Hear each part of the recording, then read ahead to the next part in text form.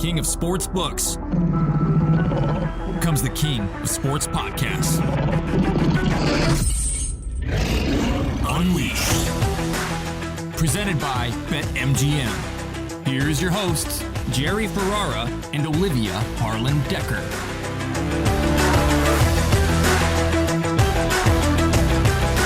I've won on Hail Marys. I've lost on Hail Marys. I've won in last second game. It's just you've at this point in my life, I've experienced all of it, and so I'm never surprised what the league has to offer. But those that roller coaster never changes. And Jets coach Robert Saleh, I think, said it best there. He has a lot to be happy about this week. The Green Men down 13, under 2 minutes to go in Cleveland. They get the dub. Two other teams overcame a 20-point halftime deficit.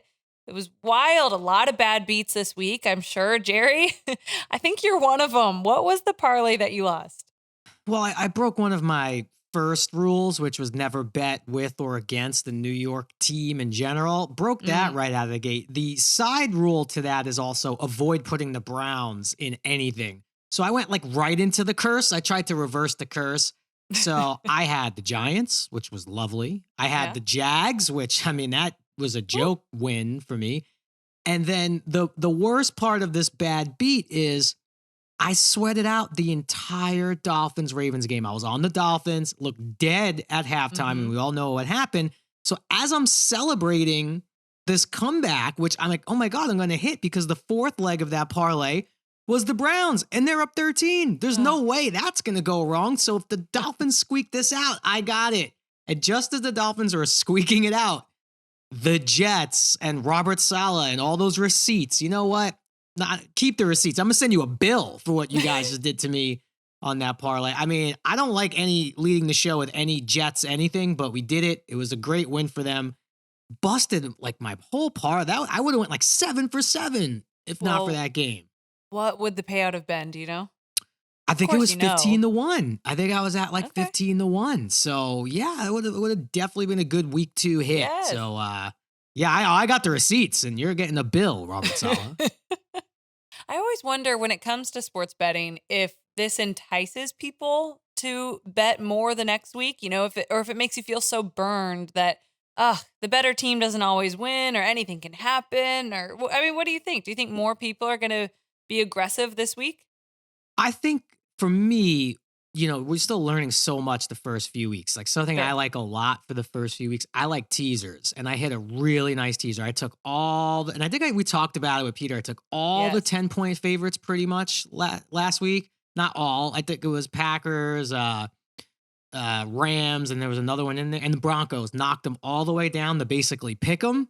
Yeah. And I feel like those hang on the most early. But yeah, I think, I don't know if it's going to be aggressive going into week 3 because we're still getting info. But yeah, it was a tale of two halves for me with those beats. Like on one half, that Jets beat, or Browns beat, I should say, hurts really bad. But then watching that Dolphins game, and it's official for me. Tyreek Hill is the scariest player to bet against. And I was happy I was with him on that game. Yeah, for sure. You learned your lesson. I don't know, though. Dolphins moving forward. What do you want to do? Wow, you fading after that win? You're going to fade them, Olivia. You know, I've heard the most contradictory remarks on Tua this week. And we could talk forever about this, but there are so many people who were like, good for you. It was a one-off. There are a lot of people who were like, no, I mean, he's a Saban coached guy. He was drafted where he was for a reason. He's had a really tough go of it in Miami. Of course he has, with coaches and weapons and injuries, of course. But do you think this is a one-take wonder almost? Do you think he just had a bizarre game? He was certainly the MVP of the week. Yeah, I don't think we're going to see him week in, week out throw for 5 or 6 touchdowns. That's not realistic. But, you know, a lot of people are still kind of doing even what you sort of did a little bit there, not buying it. And I get it. It's only 2 weeks. We don't have to buy it. I get it. But look at the week 1 victory. That's a good Pats defense with a not so good Pats offense.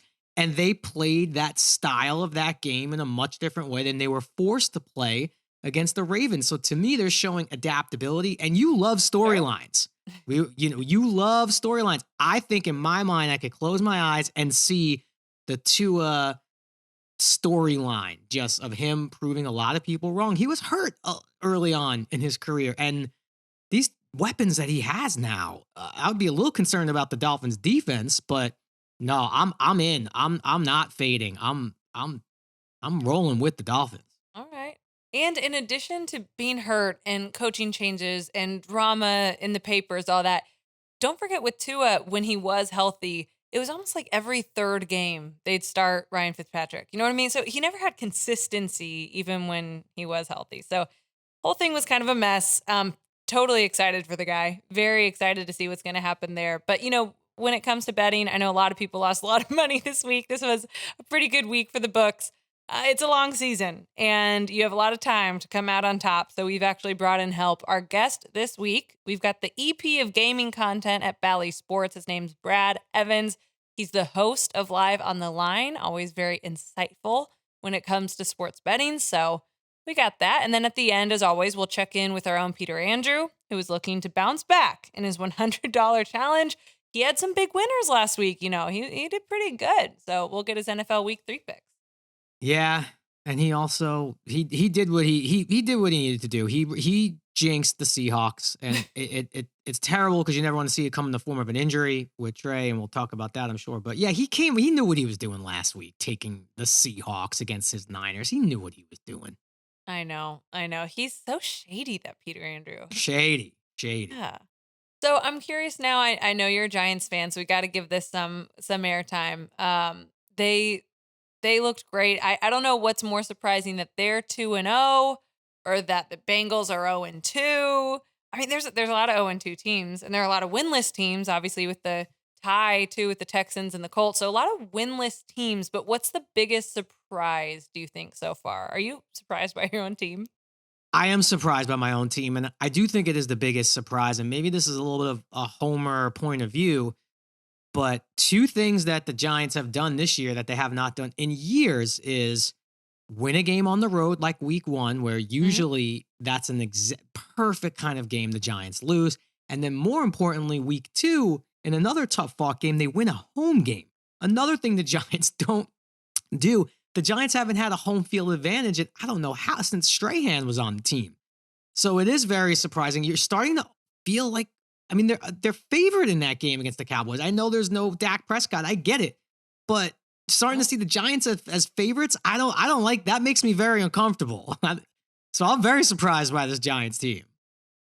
I know you said earlier that when they come to London, in my backyard here, to play my Packers, that you didn't think it'd be very dramatic for us unless they were, I think you said 3-1, 4-0. How likely is that going to be now? Like, what are you thinking of the Giants' next couple games? Yeah, it's been a while too since we've beaten Dallas. Everyone remembers how Eli stormed into Jerry World during its open. I think he won his first 2 games in Jerry World, something like that, even like signed the locker. But it's been rough going. The Cowboys have definitely had the Giants number. Look, we're catching the Cowboys at a good time without Dak. Also, I love not having to play one of our road games at Lambeau. I love it being in London. Giants are a good team in London. So I'm not saying that's going to equal wins, but we're definitely getting breaks so far. And by the way, this has all been done without our 2 best pass rushers. We've had a pretty good pass rush without Thibodeau and without Ojulari. So you like to think that they come back healthy. It only increases the pass rush. So we shall see. I don't want to get too far ahead of myself because Daniel Jones still almost threw a pick 6 that I still don't know how that it wasn't a pick 6. I'm shocked. But the one thing we did see that I liked was that little running play to sort of ice the game to get the first down, which that is something that he can do that most other quarterbacks cannot do. There's maybe 3 or 4 others that could get that first down with their legs on the design play. So moving on. I know I have said on this show that I'm so sick of the term Super Bowl hangover. But here we are. The Bengals are 0-2. They look as hungover as I did every Sunday in college, and Joe Burrow has more picks than touchdowns. He's sacked 13 times, the most in the league. And I got to say, I know he was injured in the preseason, so he didn't play. But it just kind of makes me think, when players are healthy and quarterbacks are healthy and they don't play in the preseason and they have a really slow start to the season, do we need to give the preseason a little bit more value? Again, I know, injury. Same with like Matt Stafford. Injury, couldn't play. But Joe Burrow has a new O-line, and they didn't get many reps together. Now they're sitting 0-2. Yeah, to your point, maybe that's what it is. It's not so much that you can tell how good or bad someone's playing together in preseason as much as it's just the reps and getting all the mistakes and all the miscommunication out. There's a lot of miscommunication on offensive line play, on, secondary play, especially in that Dolphins-Ravens game. I don't know how you're guarding Tyreek Hill by himself one-on-one. That was a mistake. But as far as Burrow, you say Super Bowl hangover, and I get that. To me, it's one thing and one thing only. The offensive line has been awful. There's no big plays because it doesn't have more than 2 seconds to throw. So the routes with Jamar Chase are not taking time to develop. Yeah, Jamar Chase could bust a slant for 80 yards, but that's unlikely. So I don't feel as bad, though, with the Bengals as an 0-2 team, because look at that division. Who are you trusting yet in that division? You would have thought the Ravens at halftime, but they've shown now defensively to have some issues. So I'm not giving up on these Bengals. Are you like calling it a Super Bowl hangover and lucky to make the playoffs? I don't know. And I was just looking at the updated odds for them to make the playoffs is plus 140. To miss is minus 180. And just let me tell you, Jerry, that teams that are 0-2 only make the playoffs 11% of the time. That's since 1990. Before I was born, 11%. That's not good. But a team that I am more excited about that's 0-2 that I think will turn it around, because I just don't know what the Bengals are doing. But again, quick thing on the Bengals, they made it to the Super Bowl last year with a bad O-line as well. So what worked last year that's not working now? You know what I mean? And were they lightning in a bottle last year? Was everything just clicking for some reason? Almost like Cam Newton's Panthers, the first time around, not the second time around. But you see that happen. Teams just randomly are great for a year, and then they lose it, lightning in a bottle. I don't know.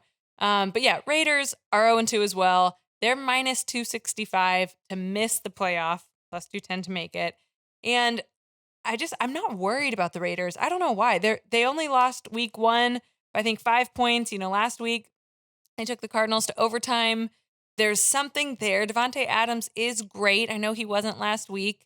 But they made the playoff last year with all this drama and not a good start. And then they were one play away from beating the Bengals, who went on to the Super Bowl. And I don't know. I guess I just am not giving up on the Raiders. I'm with you. The Bengals, I don't even want to touch. Big game for the Bengals. I got to say, too, also shout outs to the NFL, because the way the schedule is breaking, I thought the first week of games was amazing. Second week of games proved extremely entertaining with all the comebacks. And now we have so much more info. But yeah, you're looking at the Bengals going into the Jets. Like, if you look at that game early on when we're doing these podcasts trying to predict, that's a win.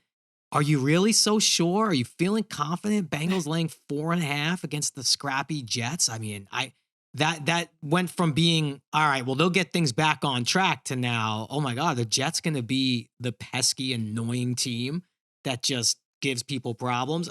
As far as the Raiders go, I'm with you. The Raiders are so talented. It really upset me that they blew that game. I didn't have any action on the game, but I want the Raiders to be good. I want that division to be just wild. And right now, the Raiders are on the short end, and that's my worry for the Raiders. Is they're in that division, and then we look around like the South. Right. The Jags, the Colts. I'm sure will get some wins at some point. The I don't know. It's going to be really hard to make the playoffs because of that division. Well, that division was billed so high, right? Everyone said, "Oh, it's the best division. It's the one to watch." And now I think we're disappointed with the Raiders and the Broncos. I think the Chiefs and the Chargers are giving us everything that we thought we had, but I think the Broncos for sure have been surprising a little bit, and I think the Raiders should be 1-1. I mean, credit to the Cardinals. That was an amazing comeback, almost overshadowed by the other comebacks. But the Raiders should be 1-1. That one's going to hurt them, I think, later in the year. So I guess what I mean disappointing, it's like it looks more clear. I think it's the Chiefs to win. It's minus 105 to win the AFC West. So see, that's why you have a couple teams, Jerry, because now it looks like my Kansas City Chiefs are looking pretty good. Also, for you New Yorkers, we've got to pay this off. Sunday was the first time the Jets, Giants, Mets, and Yankees all won on the same day since 2009. That would have been a good one. My mind doesn't even that wasn't think, your parlay. because it goes against everything I would believe in. But yeah, that was a pretty amazing day. I didn't realize that much time had gone by, but then I guess when you think about, there's not a whole lot of baseball games to choose from coming down the stretch here. But yeah, that was I think that's more of an indictment on how bad the Giants and Jets have been, and less probably on the Yankees as a whole. So Yeah, seriously. Yeah, well, we're going to talk week 3 lines and bets coming up. But first, time for us to try and tackle the topic that we feel most passionately about this week. It's time, Jerry, to unleash. All right, Olivia, week 2, we learned that some NFL offenses, they're like Liam Neeson in Taken, all right? They have a very particular set of skills. No lead is safe. They will hunt you down. They will win. We saw it with the Dolphins, Cardinals. We were talking about all the comebacks earlier. And, I mean, it's historic. It's been, I don't know, a history of multiple teams, 20-point halftime deficits to win on the same day. Now, is this bad coaching or is this incredible playmaking? I don't know. I think everything's leaning toward bad coaching and miscommunication. We mentioned Tyreek Hill being single covered. You have one job. Don't get beat deep. Don't get long, explosive plays.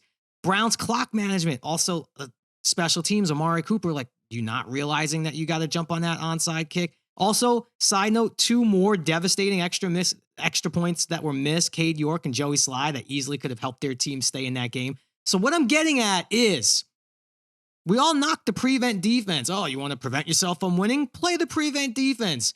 Maybe we need to go back to safety first, and maybe you need to drop 5 guys in the defensive secondary when you have a 28 or 21 or 14-point lead, because the only thing that could hurt you is quick touchdowns. That is it. If it's an 8-play, 3-minute drive, whatever, that will not kill you. Quick scores.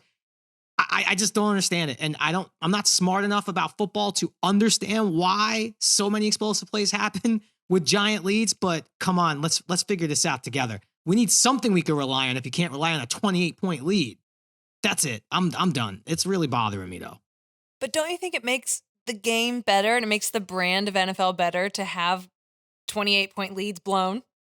It does, but not when you're on the Browns money line. I wasn't even on the Browns minus 6.5. I was on the Browns money line. It's beautiful when you're on the Dolphins money line, but I don't know. I just really, when you're watching Tyreek Hill catch that touchdown, when you're watching, Corey Davis catch that touchdown, you're thinking, this is the only thing that can't happen. Yeah. The only thing that can't happen is a 78-yard touchdown strike. So I don't know. Fix it. You would have been a great D-cord. You really could have done it, Jerry. You'd never see your family, by the way. I'd tell you that. You'd live in a stadium office. All right. I just wonder if the better option would be to rush 2 and put 9 guys in the defensive secondary and just let them get 5-8-yard runs the entire way and let the clock keep running. I just don't know. That might have been a better version of than what we saw. I hear you. Okay, mine might be a little bit more controversial, and I hope you stick with me through this one. I'm with you. I think the 49ers are better today than they were last week. So far, what do you think? I agree. I unfortunately agree. So I'm not a Trey Lance hater at all. I think he ultimately has the bigger upside, and this sucks for him. I feel so bad for him. Trey Lance has not played much football. Like, remember, he went to North Dakota State, and their last season was ended with COVID. They only had, I think, a couple games, and he didn't play, because he was getting ready for the draft, and then injured, and then last year he didn't play much. I mean, this guy has not played much football in the last handful of years. So anyways, it just sucks for him. I feel horrible for him. My stomach sank when I saw this. But Jimmy G is the better option today. They can now go into games with a little bit more chutzpah. They can open up the playbook. Jimmy G can do things that Trey can't. And we saw this after he scored a touchdown. The 49ers players were celebrating with him. They love him. He's a well-liked guy. The players want to win now. They don't care about building. They don't care about this is better for the franchise. A lot of guys are on 1-year deals, if that. A lot of guys don't care about if the Niners are good in 2 years. They want to win this game, this weekend. After the game, Jimmy G saying he's so comfortable. He loves the game. He loves the team. He loves the scheme, most importantly. And ultimately, Kyle Shanahan got to call different plays the second Jimmy went on the field. Trey wasn't ready as a passer yet. They were running him a ton. His accuracy was a huge question mark in camp, in practices. Media had covered it. That was known. Jimmy can throw from the pocket. He's comfortable. And now they can just distribute the ball. They have so many more options now. They can move the chains. So I feel so bad. Again, Trey Lance, week 1, shit show rainstorm in Chicago, an embarrassing loss. He couldn't do much. And then this week too, just absolutely sucks. Also, sprinkling some bad press in between after he was making it rain in a strip club. That doesn't bother me at all. Go do whatever you want to do. It's just, not a great week for the guy. And also San Francisco, already down running back Eli Mitchell, Hall of Fame tight end George Kittle, who I think is coming back this week, by the way. But they need Jimmy more than ever. They can't afford to have these teaching, learning moments and this limited playbook. They're built to win now. This has to happen now. And remember last year they went to the NFC Championship, which, by the way, they should have never left Green Bay with a win. But anyways, and that was with Jimmy injured. He had a messed up shoulder. He had a messed up thumb. And now he's healthy. So can he stay that way? I mean, Jerry, do you remember we asked Andrew Brandt, we asked Jay Glazer, should Jimmy G go to Cleveland until Deshaun is back? Should he go to Dallas until Dak is back? And both of those guys, and they're pretty smart, they kept saying, no, they have the best backup in the NFL. So the Niners knew what they were doing. They knew that Trey Lance had showed this poor accuracy. They were going to run him all over the place, a lot of RPO, and that makes him vulnerable. So I don't know. I'm excited now about what San Francisco has coming up. They have the Rams twice in October and the Chiefs. That's going to be a tough stretch. But they have some easy away games. They're at Denver this week. That's Sunday Night Football. I think they should win. And then at Panthers and at Falcons. So all of a sudden, it's a new season. Yeah, I like the 49ers to win that division now. My Seahawks pick was always with the Trey Lance element involved. The whole thing, that's a great unleash. You cannot backwalk your Seahawks. No, I'm not. pick I'm now. sticking with it. But if Jimmy G was the starter week 1, I would not have been as excited to pump this one. But yeah, the whole Trey Lance thing is strange from where they took him in the draft and what they gave up to get him. So weird. And then the Jimmy, it's a very, very bizarre storyline. I'm with you. I love storylines, and we're getting the most unfortunate version because we're seeing the injury. But and then Jimmy G, to his credit too, like he's said all the right things. He hasn't taken any shots. He hasn't gone to social media. All right, he's just sat back, got his check, said I'm gonna get healthy and I'm gonna make a boatload of money next year and try and compete for a championship. But now he's getting, he essentially has a contract year now in a way, So Totally. It's a bizarre one to say the least. Good unleash though, Olivia. Good unleash.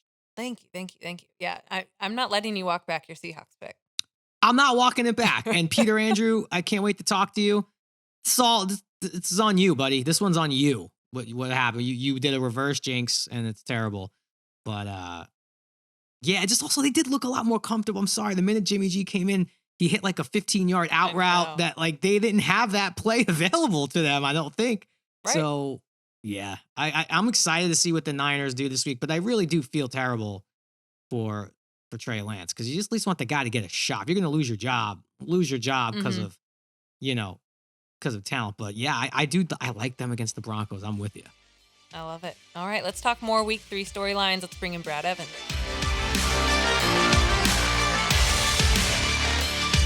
Okay, we're only 2 weeks into the season, of course, but what is a preseason futures bet that you wish you didn't make, and what's one that you wish you did? Well, I honestly did not wager on any preseason futures bets outside of one. And of course, that one is already toast. I took the over on Trey Lance for rush yards at 500.5, and he's donezo. But he had clean surgery, so hopefully he's going to get a swift recovery. So that was one I wish I didn't make, but unfortunately I did. Well, the good news is you could kind of make up for that just maybe riding the Niners, because I was the only one who made a Seahawks division pick, and then that's kind of gone because I think the Niners run away with that division now. But now we talked a lot on this episode about all the comebacks last week, and now going into this week, are you changing any philosophy now that the fact that it seems that no lead is safe? Do you change anything first half, second half? What are you thinking after watching those 3 insane historic comebacks? Yeah, I mean, you do have to reassess. And, it's the NFL. It's no freaking logic. I mean, it certainly applies every single week. And you think a game is, done and concrete, it's going to be an L for a certain team, and then make that triumphant comeback. Case in point, Tua Tagovailoa and the Miami Dolphins.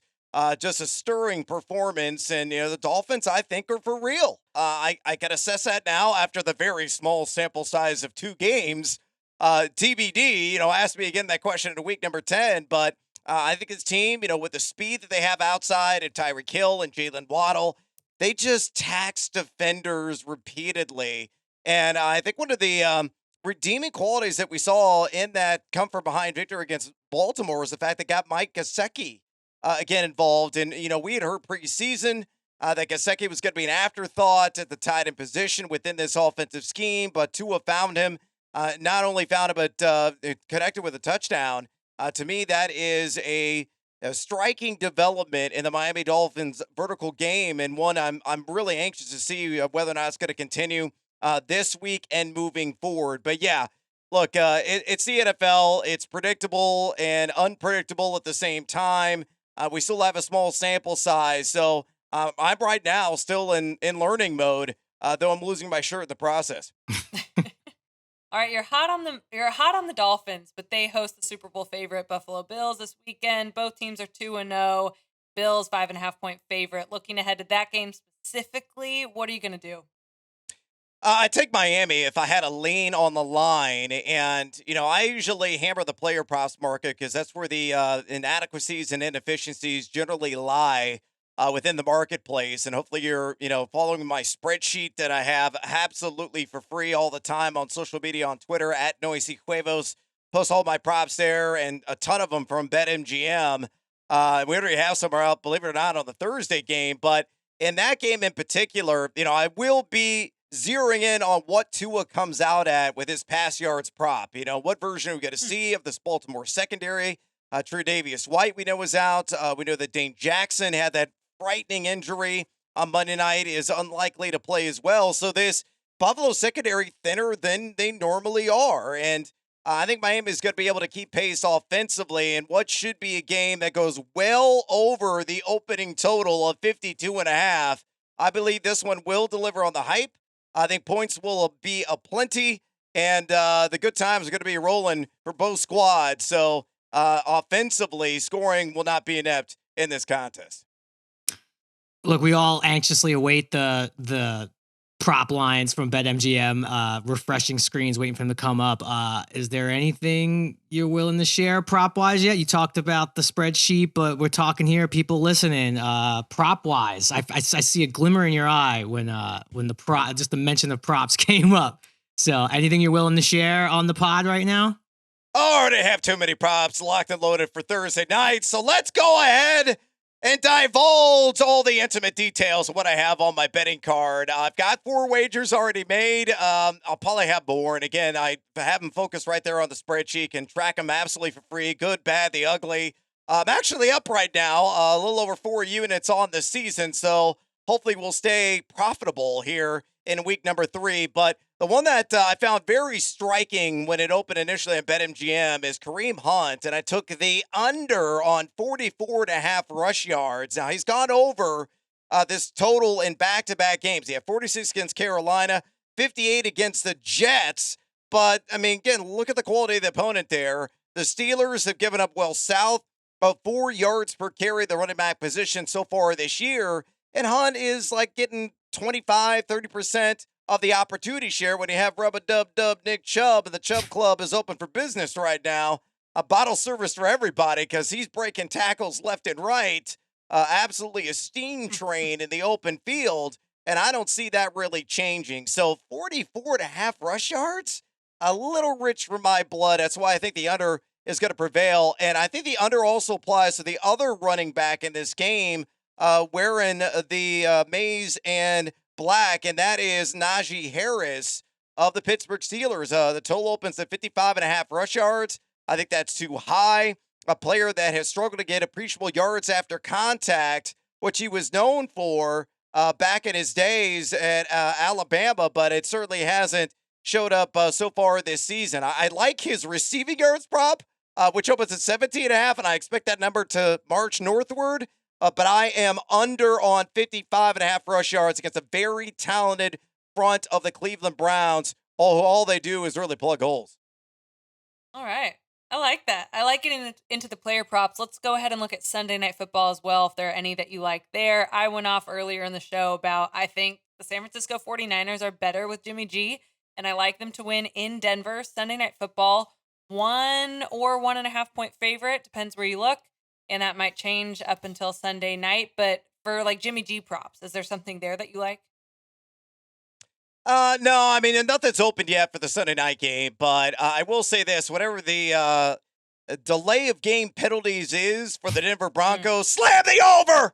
Daddy won! Daddy need! Daddy gotta have it! They don't know what clock management is. They suck at it. I know the patrons were there in the Mile High City at Empower Field, and they were screaming the numbers out as the clock was counting down to Russell Wilson and Nathaniel Hackett to make sure they knew how much time was left on the play clock. That's how bad they have been this season at basic football 101. Now, a couple of props I will look out for. Cortland Sutton receiving yards. He is the clear-cut number one. Jerry Jeudy's going to be very iffy whether or not he's going to be able to even play in this game. So it could be a targets hog type of affair for Sutton in this one, who's going to get back to his 1,000-yard days from a couple of years ago. Loved him when he came out of SMU, and so far so good this season. And you got to look at Juggernaut Javonte Williams and Melvin Gordon on the ground. Javonte Williams has been quite the magician in the open field. He got the shimmy, the shake, racking up those missed tackles for us this season. Probably going to get anywhere between 15 to 17 carries in this game. If you get a number around 59.5 rush yards, maybe 60.5, I would take the over there. And I also would take the over on Melvin Gordon, despite being seasoned and born into Jurassic, because he's been in the league seemingly forever. If his total's at like, I don't know, 40.5, 41.5, I would lean slightly over there, or maybe do a one-game parlay on BetMGM, get the thresholds a little bit lower, get a little two-leg action, because we don't have to go full Calvin Ridley. We don't need 7 legs on a parlay. Get it at plus odds and build the bankroll. I love that strategy week in and week out. Earlier, I was saying, because I caught that bad beat with the Browns-Jets game. I was on the Browns money line, totally ripped my parlay to shreds. I hit every other par. I was on the Dolphins money line. But watching the first half of that game, Lamar Jackson, if we were to do a draft of scariest players to bet against, I think Lamar Jackson might be number one, whereas Tyreek Hill's, players you most likely would want to root for in a bet. Is there a player, and even in the player prop sense, even if you love the number, you're like, that number looks tasty, and I know I got to go after that. Is there any players that just give you a little, maybe they burned you in the past, you get a little anxiety, the number's good, but it's like, I don't want to do it, but I got to do it. Are there any players you try to avoid just from history or just overall your own heart rate? Well, I'm a Chicago Bears fan. And truthfully, I have had thoughts that borderline on fantastic, you could say, for one, Mandatory Montgomery. I love him like a child, like a brother, like a boyfriend. I adore him. I kiss the ground that he walks on. I think he's an amazing football player. And we saw the break tackle ability on Sunday night against the Green Bay Packers. And I'm just like, just give him the damn rock 20 times already, Eberflus. That's all we got to do. So I have been burned on a multitude of Mandatory Montgomery pops over the years, but I will say this. Houston can cure most ills. And I know the Texans played formidably last week on the road against the Mile High representatives and the Denver Broncos, but they're still giving up 4.85 yards per carry to the running back position. So if the Bears can do their job up front, open up some holes, let Mandatory Montgomery create. If he does that, he's going to make me some moolah. I don't care what the rush yards prop opens at. I'm taking the over again. I love it. Okay, we got to play a game, and we're actually stealing this one from you. It's fade or follow. You play this game, so we thought we'd have some fun and ask you some of our own. Some are actual bets, some we completely made up. So are you ready to play fade or follow? Oh, of course, I'm always ready. All right, first one up. Odell Beckham Jr. will play this season. Fade or follow, in for which team?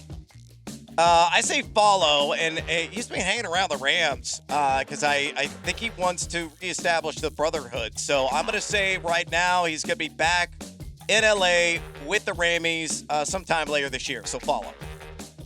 All right, I got one for you. Okay. Malik Willis will play before Kenny Pickett. Fade or follow? Ooh, that's a really good one. The way that Trubisky, and I can't believe I'm saying this, he's actually looked adequate. As a disgruntled Bears fan, I'm shocked that he has been, somebody that's at least been serviceable. I'm going to say Malik Willis will be ahead of Kenny Pickett, so I believe that is a follow on that notion. Just insert him now, Titans, because Ryan Tannehill's not running. He doesn't have a whole lot of zip in his legs like in the past. Malik Willis has a cannon of an arm, and he is a modern-day NFL quarterback. He could be your version of Jalen Hurts. Speaking of Titans, Coach Mike Vrabel is the first NFL coach to be fired. Fade or follow? A fade. It won't be Vrabel. It'll be somebody else. I don't know who that's going to be, but somebody is going to have some skeletons release out of the closet and they'll be gone. All right. Sticking with it, we have an 0-2 team here, the Bengals, -4.5. Will the Bengals just get their first win of the season this Sunday versus the Jets? Fade or follow? I say follow. Look, the Jets have been a great story. Joe Flacco is doing something spectacular for 40-somethings or near 40-somethings. He's a graybeard. He was around before the combustible engine, I think, was invented. But ultimately, I think the Jets will take a step back. Cincinnati's got to rise to the occasion. The offensive line's got to congeal. It's got to gel at some point. There's just way too much talent. But he got Jamar Chase, and T. Higgins, and Tyler Boyd, and Joe Mixon, and some random dude named Joe Burrow. And you have an upgraded tight end with Hayden Hurst. They'll find their bearings. They'll get them straight, and it starts. All right, I got the last one and the best. Entourage is the best HBO comedy of all time. Fade or follow? Do I have to pucker up since we have a certain co-host here? Follow! We're following it! I'm in! All right, Brad, that was a lot of fun. Thanks so much for joining us. We hope you come back later in the season.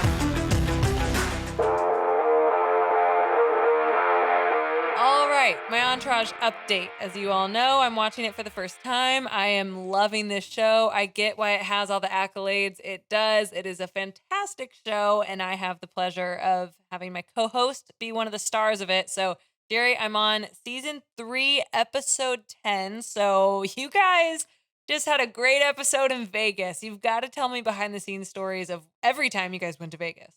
Vegas, baby, Vegas. Yeah, that's a good one. So, oh gosh, I always love those episodes where we would get out of Los Angeles a little bit. We've talked about the Sundance one. We've just talked about traveling on the show. So we shot that in Vegas. It felt like our little version of Ocean's 11. And I think it's mainly because in between every take, we're running to the blackjack table or to the craps table. Oh my God. We were like assigned, PAs. We were like, okay, when we call cut, you follow them because they're going to go gamble. And that week, we were there for 8 days shooting. Wow. I think I won $32,000 playing blackjack. And I was not playing like ridiculous amounts of money.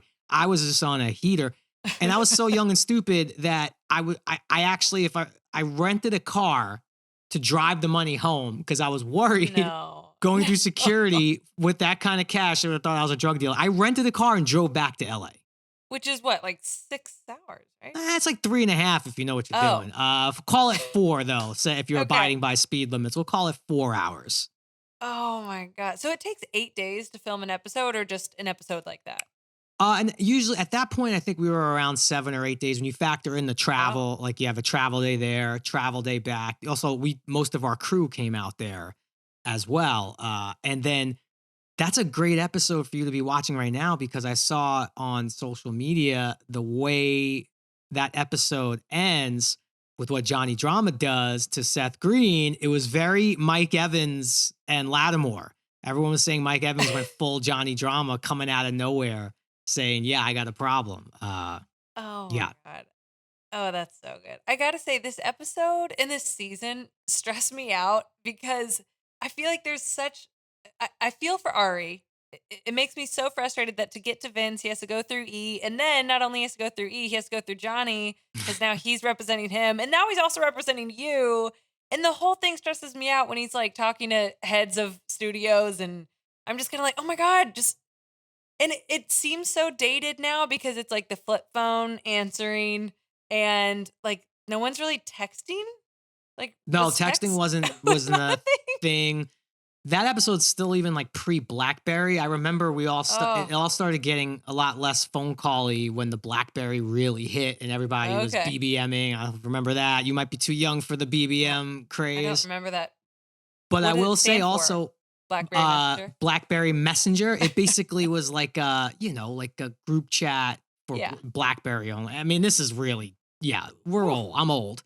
But something else that happens in that episode too, at the end with the fight and all that is, you go rehearse that scene. Let's just call it what it is. No actor, and I'll speak for all actors.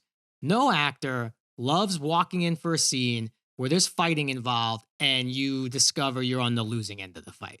I don't care how good of an actor you are.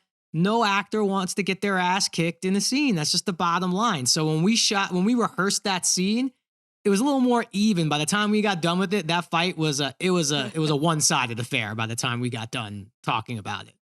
Oh, geez. I bet that was a fun table read too. I'm always curious, when you have a table read for each episode, do scenes from that still get cut or is that the episode? Well, sometimes scenes will get cut right after the table read. I've always taken the table reads very, very seriously. Actors have gotten fired from table reads. And it's weird. It's such a catch-22 because you're told, it's a table reading so the writers and directors and producers could hear it. And, it's not really serious, but it is helpful. And then you see someone get fired. It's like, wait a minute, I thought this wasn't serious. It's like having a practice and we're like, all right, we're going half speed here. And then you get cut because you didn't go 100%. It's just so confusing. But more so than like scenes get cut, the thing that usually happens with table reads, especially with comedy, is jokes.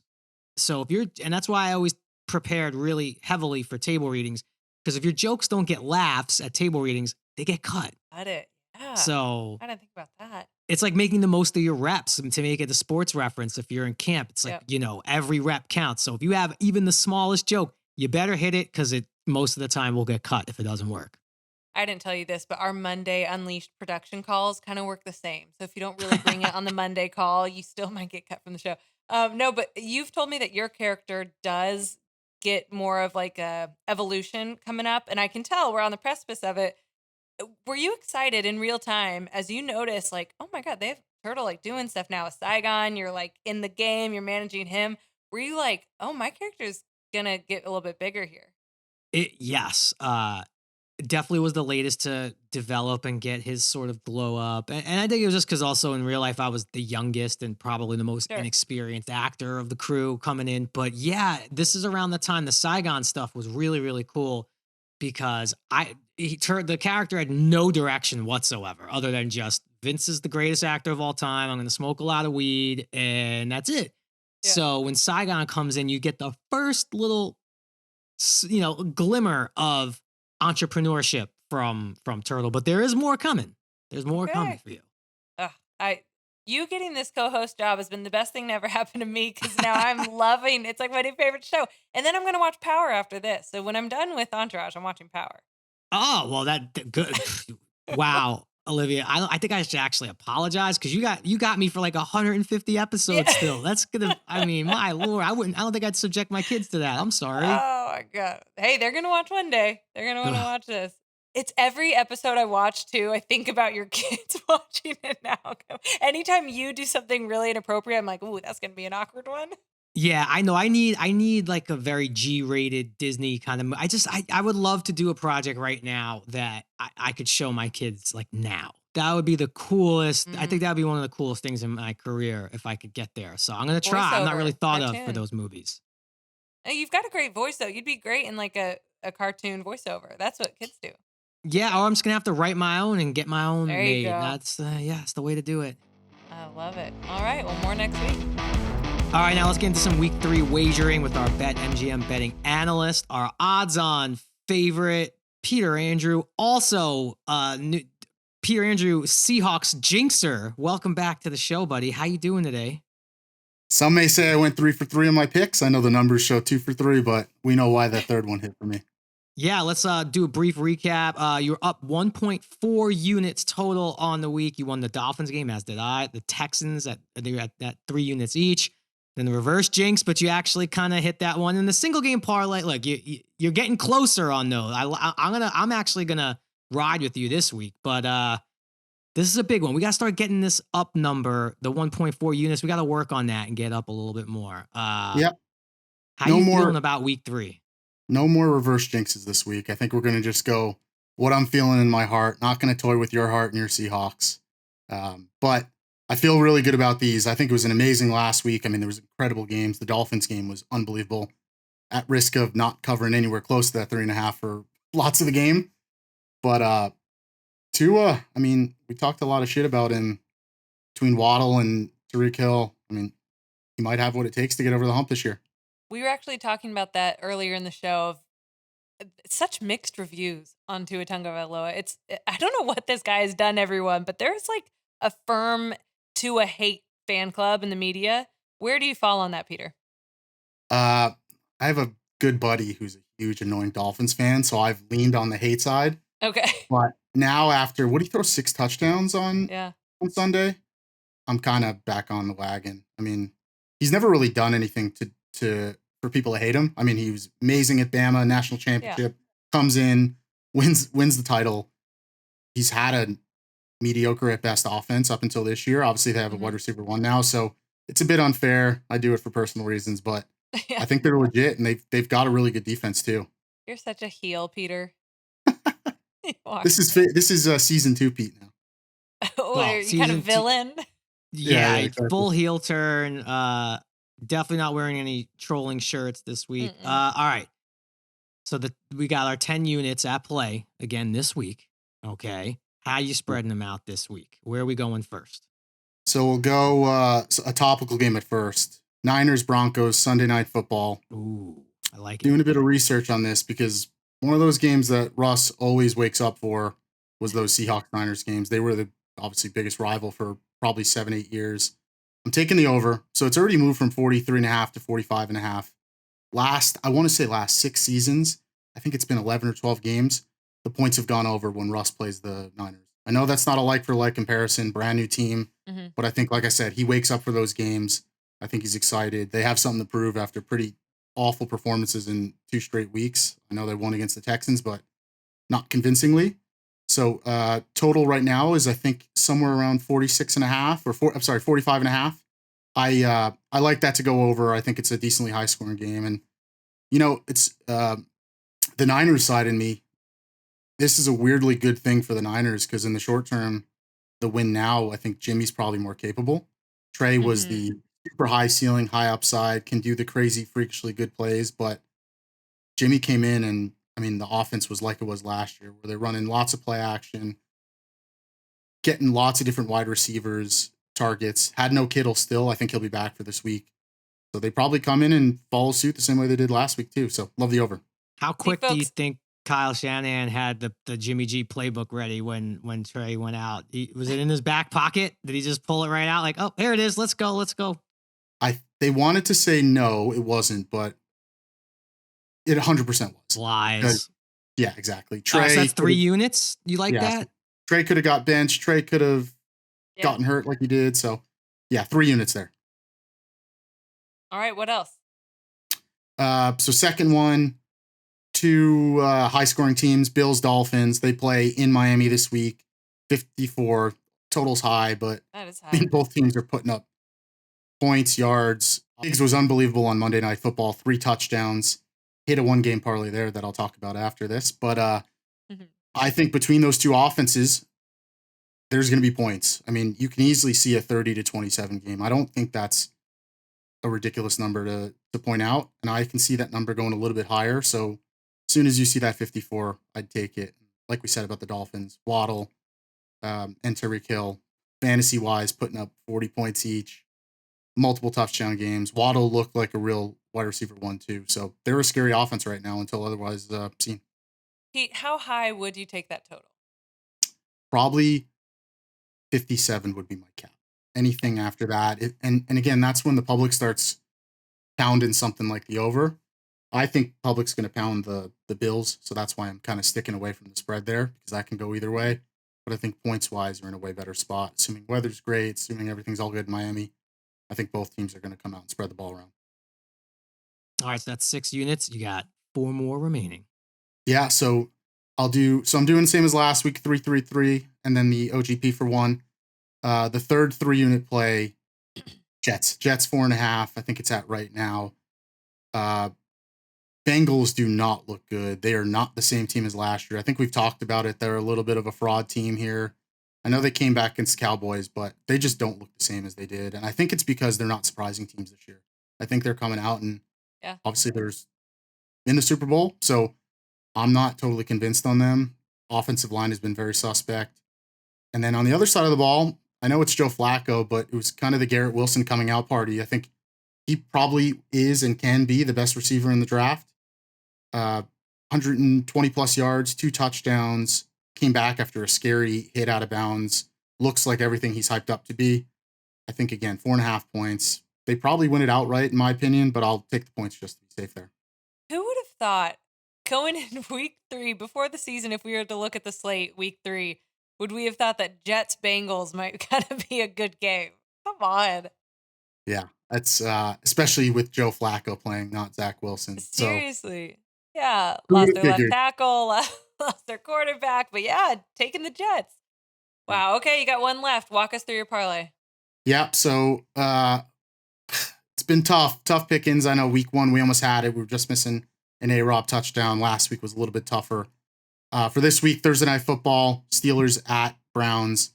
I got 5 things in this. So 1, Chubb over 85 rushing yards. He got that really late in the fourth quarter last week. I think he goes over again. Freiermuth, 4+ receptions. He had 5 last week. I think he's proving to be the number 1 reception target for Mitch. I think he's the safety play. He had a touchdown last week. Like I said, 5 receptions. So he's going to be relied on. Browns money line. So I think they win. The 5.5 seems like a little bit of a shady line there. I think a divisional game with a weird spread like that, I stick to the money line and be safe. I think it's somewhere around minus 240, 250. And then both running backs to score. So Chubb and Najee Harris both score a touchdown. I think Chubb, safe assumption. Najee in the red zone, I think, is a good one too. So you're looking at Yeah, what do we got on that? I like that one. yeah, so plus 1,300. So I think all pretty reasonable things to hit. And a $10 bet wins you $130. $100 wins you $1,300. Not too shabby. And I'm riding high, like I said before. I had a great one game parlay for Monday Night Football. I had Josh Allen over yards. I had Diggs over yards, and I actually had Diggs 2+ touchdowns at plus 1,700. Wow. So it was a little bit of a late play, or else we would have shared it. But I'm feeling good after that one. Wallet's full. Well, let's not have a habit of you losing the ones you give us and then you hitting the ones. Or else we're gonna have to start taping this on Monday afternoon. Yeah, we're gonna have to do emergency conferences for Monday Night Football and maybe Any promos this week? In terms of promotions, I mean, it's been a crazy first 2 weeks, but if you haven't gotten to BetMGM and signed in for an account, first bet completely risk-free up to $1,000. Really, really simple. All you need to do is download the app, log in. So create an account, username, password. Make sure you get verified, obviously. And then that first bet completely risk-free. So if you lose it, you get up to $1,000 in free bets. It's a no-brainer, especially if you want to take a shot on something like this one-game parlay or one of our picks. Yeah. You'll get that stake back immediately after the bet settles if you don't win, which I hope you do. Love it. Thanks, Pete. We'll all talk right, to you Peter. next week. Thanks, guys.